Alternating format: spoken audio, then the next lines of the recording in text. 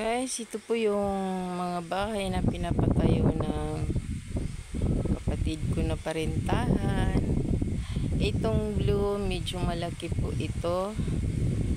May 2 room at mini sala. Ang CR niya separate ata doon sa likod. Pati yung kitchen. So ayan guys, share ko lang sa inyo. Yung pula, mayroon na pong nagre-renta dyan. Yung yellow po, iyan po yung bahay ko. Iyan po yung unang pinatayo. Kaya po sila nagkaroon ng idea na magbahay-bahay ng maliliit lang. Dahil diyan sa bahay ko, ako po yung unang nagpatayo dyan ng bahay. Yung yellow ang pintura niya. So, eto meron na silang 2, pero itong blue hindi pa tapos. Medyo kinukulang sila ng budget dahil kahit buga nito lang, ang mga materialis niya ay bakal ay medyo mahal din po. Siyempre alam natin sa panahon ngayon, hindi po basta-basta magbibuild ng bahay.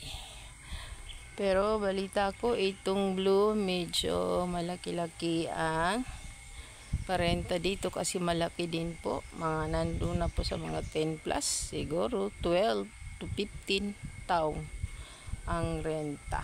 So guys, hindi pa po ito tapos. Ayan. Medyo malaki-laki pa po ang kulang dyan.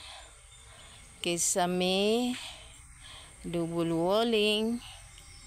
At saka yung CR niya dun sa likod.